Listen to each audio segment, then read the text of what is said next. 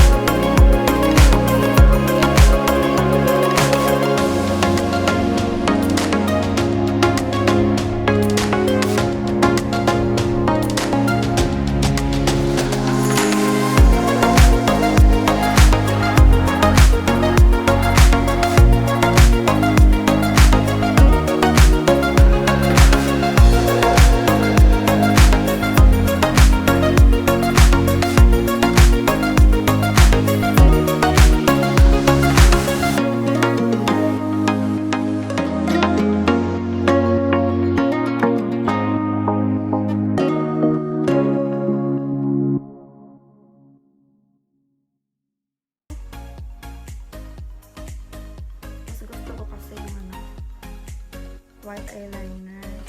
Then, I'm gonna put some black eyeliner underneath. Dito. Hindi masyadong makapal.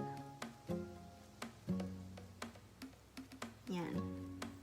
And then guys, magkukontour na po tayo. Ito yung contour kit ko. So, ito yung gagamitin ko sa ito na shade sa contour. Yan, ito. Ebony.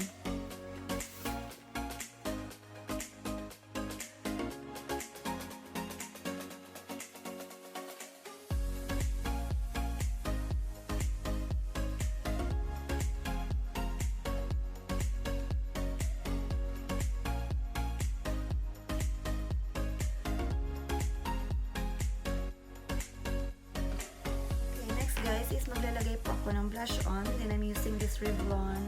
The shade is Racy Rose.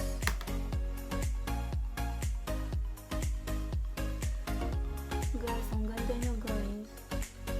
Meron siyang ano, konting glitters. Bagong bili ko kasi siya guys. Tapos ngayon ko lang siya na-try. So maganda talaga siya. Next is maglalagay po tayo ng highlighter guys. And I'm using this Jeffree Star. The shade is Princess Cut.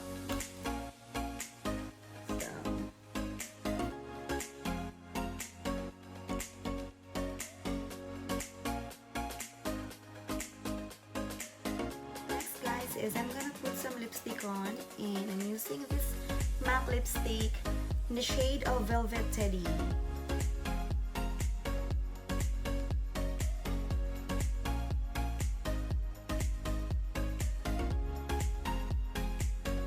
Next guys is I'm gonna put some lip gloss, and I'm using this e.l.f.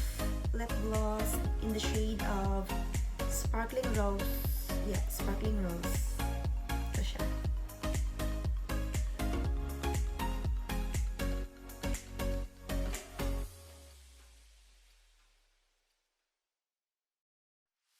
Guys, lastly, I'm gonna put some setting spray. The one that I used, the primer 2-in-1, but this one as well is the setting spray. So I'm gonna use this one now.